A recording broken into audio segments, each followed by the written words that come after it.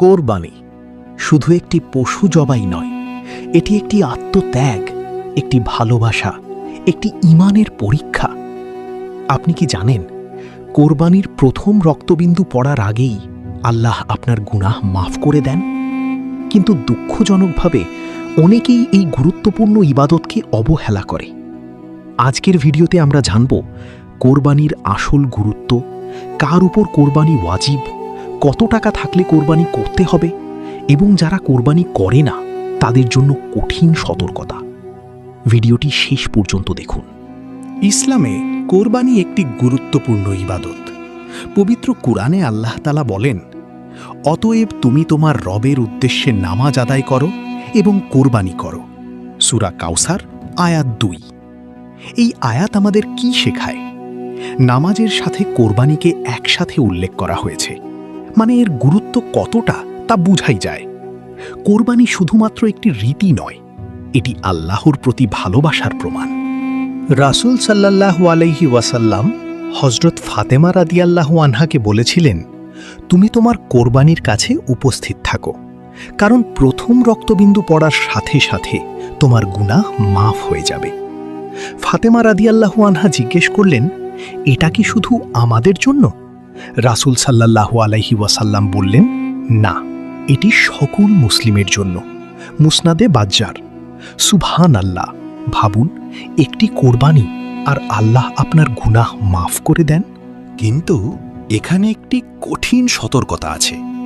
হযরত আবু হুরায়রা রাদিয়াল্লাহু আনহু থেকে বর্ণিত, রাসূল সাল্লাল্লাহু আলাইহি ওয়াসাল্লাম বলেছেন, যার কোরবানির সামর্থ্য আছে তবুও সে কোরবানি করল না, সে যেন আমাদের ঈদগাহে না আসে। মুসনাদে আহমদ। এটা কি শুধু একটি সাধারণ কথা? না, এটি একটি ভয়াবহ সতর্কবার্তা। মানে সামর্থ্য থাকা সত্ত্বেও কোরবানি না করা খুবই গুরুতর ব্যাপার। এখন প্রশ্ন, কার উপর কোরবানি ওয়াজিব? প্রাপ্তবয়স্ক হতে হবে, সুস্থ মস্তিষ্কের হতে হবে, মুসলিম হতে হবে এবং নিসাব পরিমাণ সম্পদের মালিক হতে হবে। সময় 10 জিলহজ ফজর থেকে 12 জিলহজ সূর্যাস্ত পর্যন্ত। এই সময়ের মধ্যে যদি আপনার কাছে অতিরিক্ত সম্পদ থাকে তাহলে কোরবানি ওয়াজিব। সবচেয়ে গুরুত্বপূর্ণ প্রশ্ন, কত টাকা থাকলে কোরবানি করতে হবে? নিসাব নির্ধারণ হয় রূপার মূল্যে। 52.5 ভরি রূপার সমপরিমাণ সম্পদ থাকলে আপনার উপর কোরবানি ওয়াজিব। বর্তমান হিসাবে উদাহরণ, প্রায় 1,75,000 টাকা থাকলেই কোরবানি ওয়াজিব হতে পারে। তবে মনে রাখবেন, এটি নির্ভর করে কোরবানির দিনের রূপার দামের উপর, এবং এটি হতে হবে প্রয়োজনের অতিরিক্ত সম্পদ, যেমন জমি, অতিরিক্ত টাকা, ব্যবসার মাল, অপ্রয়োজনীয় জিনিস। হযরত আয়েশা রাদিয়াল্লাহু আনহা থেকে বর্ণিত, রাসূল সাল্লাল্লাহু আলাইহি ওয়াসাল্লাম বলেন, কোরবানির দিনের আমলগুলোর মধ্যে পশু কোরবানি করার চেয়ে আল্লাহর কাছে বেশি প্রিয় কিছু নেই।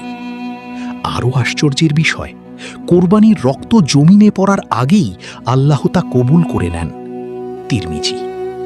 সুবহানাল্লাহ! এমন সুযোগ কি আমরা হারাতে পারি? ভাই ও বোনেরা, কোরবানি শুধু একটি পশু জবাই নয়, এটি আপনার ঈমানের পরীক্ষা। আপনি কি আল্লাহর জন্য ত্যাগ করতে প্রস্তুত? যদি সামর্থ্য থাকে তাহলে দেরি করবেন না। এই ঈদে কোরবানি দিন আল্লাহর সন্তুষ্টির জন্য। আল্লাহ আমাদের সবাইকে সঠিকভাবে কোরবানি করার তৌফিক দান করুন। আমিন।